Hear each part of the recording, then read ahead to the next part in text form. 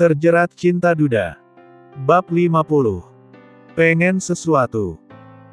Setelah berbasa-basi, Ben langsung mengutarakan niatnya datang melamar Mama Feni untuk Ayah Bahtiar, membuat Mama Feni terkejut. Dia tidak ada persiapan untuk jawabnya. "Bagaimana, Ma? Apa diterima?" tanya Randy, membuat jantung Mama Feni berdebar kencang. "Gimana? Diterima atau enggak? Gimana, Ma?" tanya Randy lagi. Mama Feni melihat kiri kanan, perasaannya tak karuan saat ini tiba-tiba dilamar. Apa dia sudah siap menjadi seorang istri lagi? "Ma, ayo dijawab, Ayah Bahtiar sudah menunggu jawaban Mama," bisik Erla. "Bismillah. Mama terima," jawab Mama Feni sambil menghela nafas panjang. "Terima apa, Ma?" rayu Randy. "Mama terima lamarannya," jawab Mama Feni gugup, dia sedikit syok dengan kejutan ini. "Alhamdulillah," ujar semuanya, bahkan Ayah Bahtiar pun terdengar menghela nafas panjang. Akhirnya lamaran dadakannya ini diterima. "Ya, dengarkan, Mama Feni menerima Ayah. Apa aku bilang Ayah itu masih sangat tampan," puji Nia, membuat semua tertawa termasuk Mama Feni yang tersenyum malu-malu. "Karena sudah diterima, kita akan tentukan tanggal pernikahannya," ujar Ben. "Kenapa harus buru-buru? Bukannya kita bisa membicarakannya lain waktu," ucap Mama Feni yang tak menduga semuanya serba dadakan begini. "Hal yang baik harus segera dilaksanakan, Ma, bukan begitu ya?" tanya Randy dan diangguki Ayah Bahtiar cepat hingga semua tertawa melihat semangat Ayah Bahtiar. "Ya sudah, terserah kalian saja, Mama, nurut saja," ujar Mama Feni pasrah, toh memberikan masukan pun tidak akan didengar oleh anak-anaknya ini. Mereka semangat sekali menjadi mak comblang untuk orang tuanya. "Dari pihak Pak Bahtiar, kapan mau waktunya? Apa sudah ada rencana?"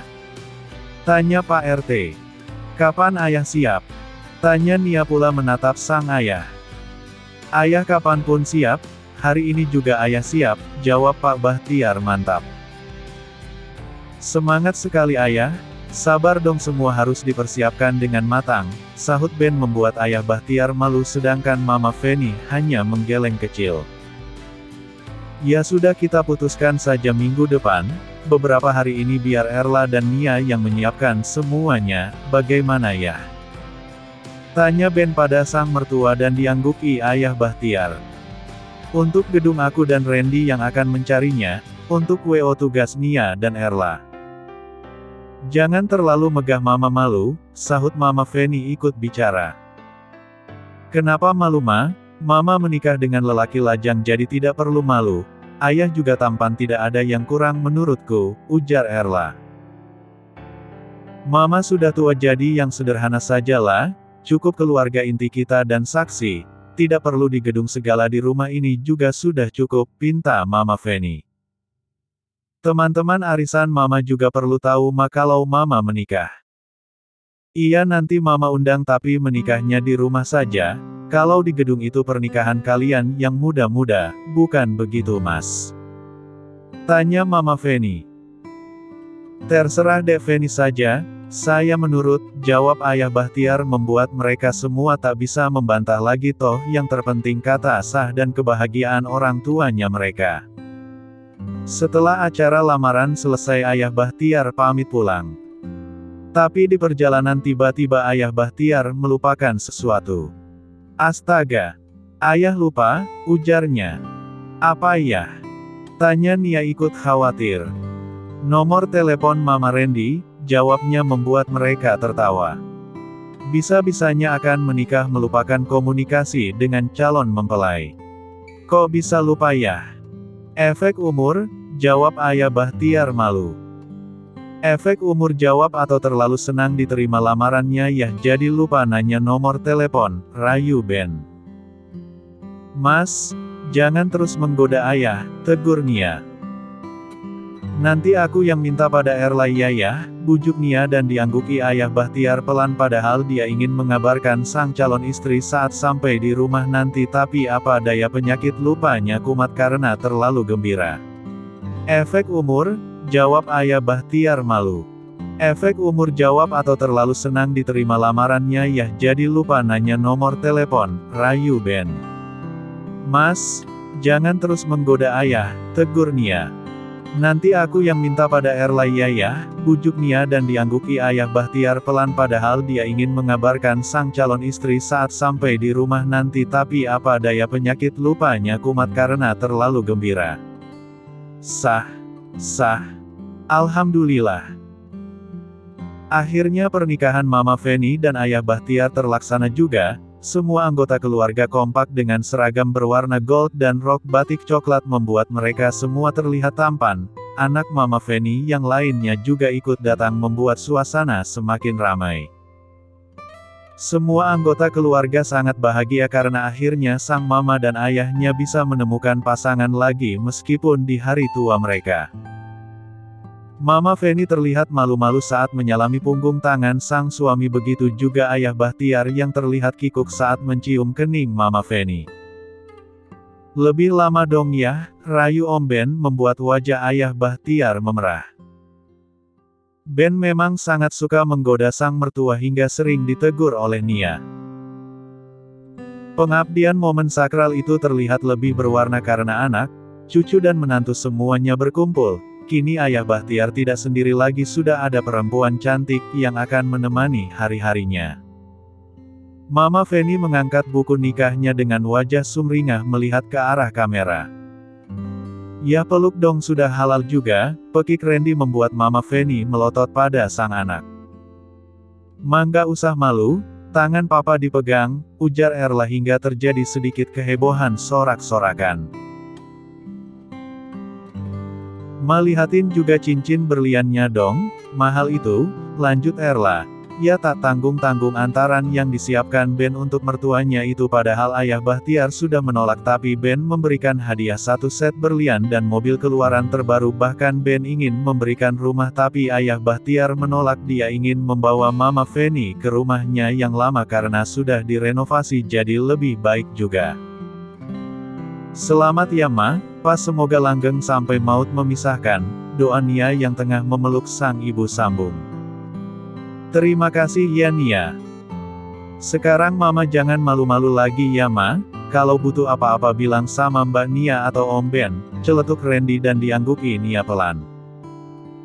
Terima kasih Mama bahagia sekali kalian selalu ada buat Mama. Jadi mau bulan madu kemana? Tanya Ben. Ya Ma mau kemana? Katakan saja, sahut Randy. Mau kemana Ma? Timpal Erla. Terserah Mas Bahtiar saja Mama ikut, jawab Mama Feni malu-malu membuat mereka semua gemas.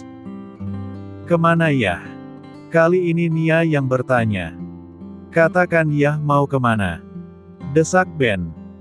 Ayah Bahtiar menatap perempuan yang baru saja dia jadikan istri ini dan dijawab dengan menunduk oleh Mama Feni.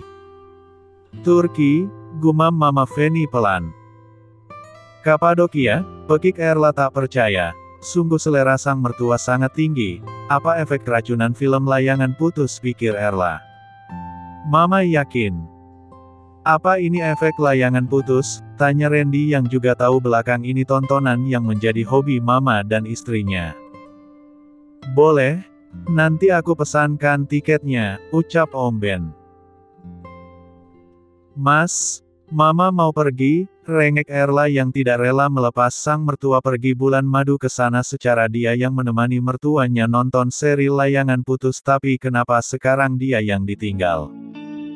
Kamu mau ke sana juga? Tanya Randy dan diangguki Erla pelan penuh pengharapan. Kalau begitu bagaimana kalau kita ikut saja, usul Randy membuat ayah Bahtiar terkejut. Boleh Ma? Tanya Erla menatap sang mertua dan diangguki Mama Feni pelan dia tidak tega meninggalkan sang menantu. Yes. Pekik Erla bahagia. Kalau begitu aku ikut saja semua, Ben dan Nia sekalian liburan bersama, ajak Mama Feni tapi kali ini wajah ayah Bahtiar yang tidak bersemangat bisa dia pastikan anak-anak dan cucunya akan mengganggu acara bulan madunya kali ini. Boleh? Aku akan peran tiket untuk kita semua, putus Ben membuat ayah Bahtiar tak bisa mengelak lagi. Meskipun bulan madu yang bisa dipastikan mengganggu mereka, tapi Ayah Bahtiar sangat bahagia bisa menikahi Mama Feni, perempuan yang cantik dan baik hati. Juna, sudah dong, kasihan kakek kalau terus ngejar kamu nak, kakek sudah tua nanti sakit pinggangnya kumat, ingat Nia pada anak lelakinya ini. Waktu berjalan begitu cepat, saat ini Juna sudah berusia 7 tahun dan Nia tengah hamil anak keduanya. Malam ini acara 7 bulanan anak keduanya, ada Dahmi dan Sela, Randy dan Erla di kediaman Nia. Aslan, sini, kita lihat ikan di kolam belakang saja, ajak Juna pada anak Dahmi.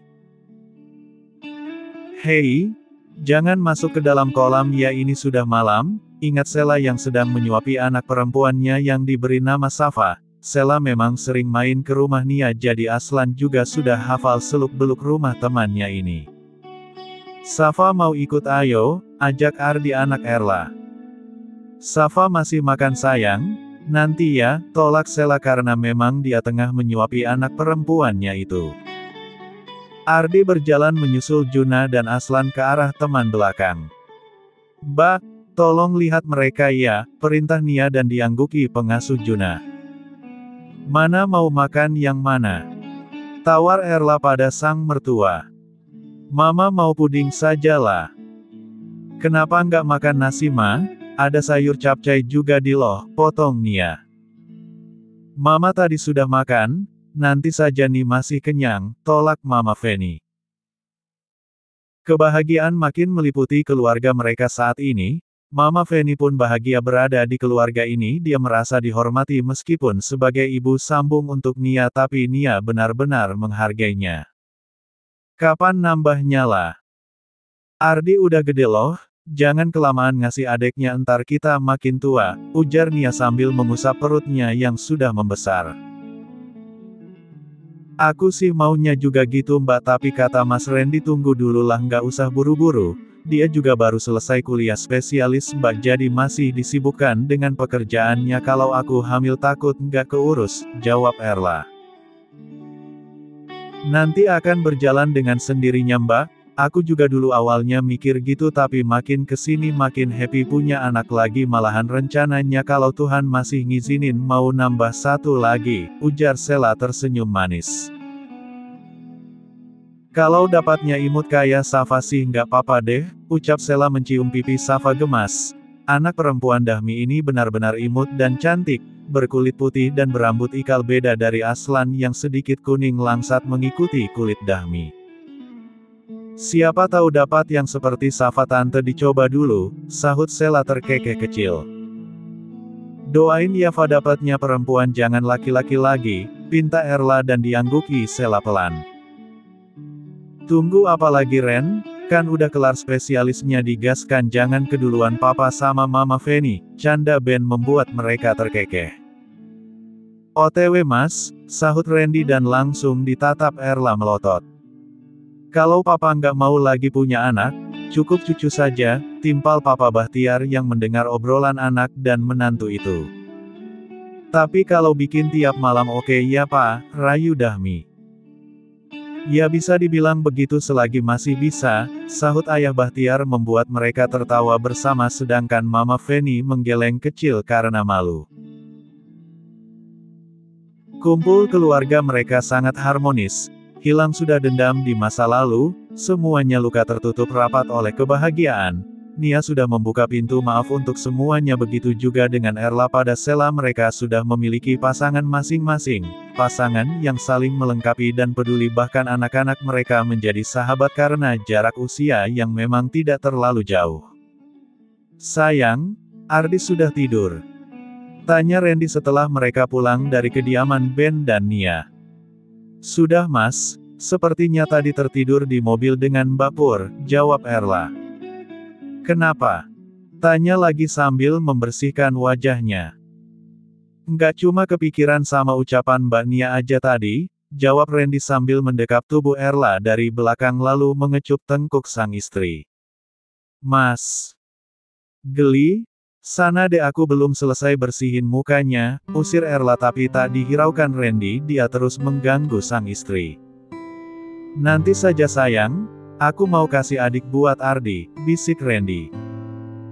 Sudah malam Mas, besok aja, tolak Erla karena tubuhnya sedikit lengket dan lelah. Tapi aku maunya sekarang sayang, dosa loh kalau nolak suami. Bukannya nolak Mas tapi kamu kan juga lelah besok pagi-pagi mau ke rumah sakit lagi, entar kesiangan.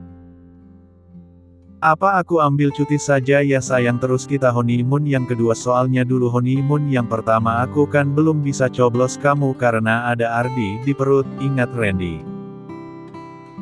Mulai deh modusnya, kasihan Ardi kalau ditinggal Mas. Kakek sama omanya kan sudah tua jadi kalau terus-menerus mengasuh mereka kapan waktu mereka berdua. Randy tampak berpikir sejenak memang benar yang dikatakan sang istri karena mamanya tidak akan membiarkan Ardi tinggal dengan pengasuh saja di rumah jika menitipkan dengan mamanya akan membuat mamanya kesulitan juga. Ya sudah kalau begitu honeymoon di kamar kota saja sayang, putus Randy. Sini aku mau nenen, pintanya menarik Erla yang baru saja menyelesaikan pembersihan wajahnya. Ah, Mas, nanti dulu, pekik Erla saat Randy mendorongnya ke tempat tidur. Cepat sayang, aku sudah tidak sabar. Pelan-pelan Mas aku tidak mau ya kalau baju tidurku robek lagi, ingat Erla saat Randy tergesa-gesa membuka kancing bajunya. Erla meremas rambut sang suami saat Randy menggerayangi buah kenyalnya, meskipun mereka sudah lama menikah dan memiliki Ardi aktivitas ehem-ehem mereka tetap semakin romantis. Kumis tipis suami menjadi perpaduan nyaman yang tak tergantikan, Randy masih seperti dulu masih selalu berlaku lembut saat mereka berehem, ini yang membuat cinta Erla makin besar pada dokter tampan ini. Erla memejamkan matanya ketika merasakan jemari Randy di area ternyaman. Semua ini milikku sayang, gumam Randy sembari menggigit gemas sesuai sampai tercipta suasana menyenangkan. Mas, nggak kerasa ya Juna sudah semakin besar saja mau punya adik lagi. Ya sayang, aku bahagia bisa melihat tumbuh kembang Juna. Aku juga Mas sebagai seorang ibu aku merasa bangga bisa mengurus kamu dan Juna dan sebentar lagi ada dia, tunjuk Nia pada perut buncitnya. Kalau bisa setelah ini langsung hamil lagi sayang, nggak usah pakai kebon, aku mau punya banyak anak. Sudah cukup 2 Mas, Mama indah saja memiliki anak 2 kamu dan Ulan, kenapa aku harus banyak? Biar seru sayang, 6 ya. Biar rumah kita ramai. 6. Gila kamu, memangnya aku kucing yang brojol tanpa rasa sakit, tolak Nia cepat. Ikuti program pemerintah saja Mas, 2 anak cukup, tegas Nia membuat Ben sedikit lesu. Lagi pula pikirkan dulu yang ini Mas belum juga keluar sudah mau lagi, ya sudah ayo tidur Mas aku lelah seharian menyiapkan acara tadi. Ajak Nia dan diangguki Ben patuh, meskipun bukan Nia yang mengerjakan segala sesuatunya tapi Nia yang mengatur semuanya. Nia tipe perempuan yang tidak bisa berdiam diri menerima saja dari dulu dia sangat aktif dengan pekerjaan apapun apalagi ini mengenai acara 7 bulanan anak keduanya jadi harus terlihat sempurna. Ini Pak berkas yang harus Bapak tanda tangani. Untuk kerjasama dengan perusahaan Andika Anak disiapkan hari ini Pak kemungkinan besok sudah bisa Bapak terima, jelas Citra sang sekretaris. Terima kasih, oh ya untuk keberangkatan ke Bali tolong kamu siapkan segera ya, perintah Juna dan diangguki Citra patuh. Beberapa tahun sudah berlalu kini Juna lah yang tengah memimpin perusahaan Papa Ben, dia anak pertama dan yang berhak untuk menjadi direktur di perusahaan Ben. Ardi bisa ke ruangan Mas sekarang, pinta Juna melalui telepon seluler. Tak lama kemudian Ardi datang membawa beberapa berkas penting untuk keberangkatan Juna ke Bali. Di kamu sudah cek semuanya saya tidak mau ya sampai di Bali justru banyak terjadi kesalahan. Ingat Juna. Iya Mas nanti saya cek kembali, sahut Ardi sopan. Ardi memang bekerja di perusahaan Papa Ben. Awalnya Randy ingin Ardi menjadi seorang dokter tapi Ardi tidak menyukainya, dia justru kuliah bisnis dan sekarang menjabat sebagai wakil CEO dari Juna. Brengsek. Jadi gini kelakuan kalian di belakang gue nggak ngangka lo bisa hianati gue Max, perempuan murahan lo Vio, maki Rebecca. Rebecca adalah anak kedua dari Ben dan Nia. Dia saat ini tengah kuliah di universitas ternama mengambil jurusan bisnis karena memang Ben ingin anak-anaknya belajar bisnis meskipun nantinya Rebecca bukan berkutat di perusahaan, setidaknya dia memiliki ilmu untuk berwirausaha. Beka. Tunggu Beb, ini bukan seperti yang kamu pikirkan. Vio yang goda aku Beb, jelas Max mengejar Rebecca. Terus kau mau kan? Kamu nikmati penyatuan kalian kan? Bentak Beka membuat Max terdiam. Bajingan kamu Max, kesal Rebecca lalu hendak meninggalkan Max dan Vio sahabatnya itu. Vio adalah sahabat Rebecca di kampus dan Max adalah kakak tingkat mereka. Max memang lelaki bule berparas tampan hingga Rebecca sendiri tergila-gila dengan kekasihnya itu, tapi kini justru Max berselingkuh dengan sahabatnya. Maafin gue Kak, ujar Vio lirih membuat langkah Beka terhenti. Rebecca meletakkan kedua tangannya di pinggang menatap rendah sahabatnya itu. Jangan pernah lo panggil nama gue pakai mulut kotor lo itu. Mulai saat ini anggap kita nggak pernah kenal, paham? Tekan Rebecca. Beb, kita bisa bicarakan ini baik-baik, bujuk Max yang merasa Rebecca terlalu membesar-besarkan masalah karena dalam dunianya ehem-ehem itu biasa hanya Beka saja yang tidak bisa menerimanya, bahkan beberapa kali Max mengajaknya Beka selalu menolak. Beka takut pada mamanya Nia. Baik-baik kata lo, plak, satu tamparan Beka layangkan pada Max. Gue nggak sudi kenal kalian lagi. Gak sudi, ambil saja sampah ini buat kamu karena kalian memang pantas sama-sama pengkhianat, kata Beka meninggal Vio dan Max. Beka tahu Vio juga sudah memiliki kekasih bernama Devan. Ark. Pekik Beka marah saat di dalam mobil, sekuat apapun dia Beka tetap seorang wanita yang hatinya tak terima jika dikhianati apalagi dengan sahabat baiknya sendiri. Masuk neraka aja kalian berdua, mati. Mati aja, pekiknya lagi.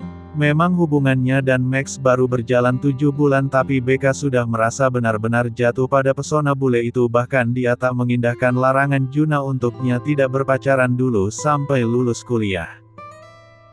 Aslan meminggirkan mobilnya karena melihat mobil yang dia kenal di pinggir jalan. Beka? Kenapa mobil Beka di sana? Apa mogok? Gumam Aslan. Aslan segera turun dan menghampiri mobil Beka. Beka? Bukan pintunya, pinta Aslan mengetuk kaca mobil pintu Beka.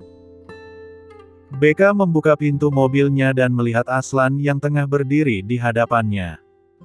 Kamu nangis kah? Tanya Aslan melihat mata sembab Rebecca. Beka langsung memeluk tubuh Aslan dan mengisak. Hiks. Hiks. Dia jahat bang, isak Beka. Siapa yang jahat? Tanya Aslan bingung tanpa mereka sadari banyak pasang mata yang melihat pada mereka. Ada yang mengira mereka sepasang kekasih yang tengah bertengkar. Max jahat. Siapa Max? Tanya Aslan tak mengerti, dia memang tak mengenal pacar adik sahabatnya ini. Mas. Kasihan pacarnya, jangan dimarahin kalau nggak mau kasih ke saya saja, ujar seorang pria saat lewat di dekat mereka. Kak, sepertinya mereka salah sangka, ayo pulang. Aku nggak mau pulang, rengek Beka. Kamu lihat orang-orang pada ngelihatin kita Kak. Bodoh, aku nggak mau pulang bang, ada yang bisa aku jadikan pelampiasan kemarahan nggak? Tanya Beka sambil menghapus air matanya. Kalau kamu nggak mau pulang abang pergi duluan Kak, masih ada pekerjaan di kantor, alasan Aslan. Bang. Jangan pergi, larang Beka membuat Aslan serba salah, dia terlalu malu dilihat oleh orang sekitar mereka. Ikut aku, tarik Aslan.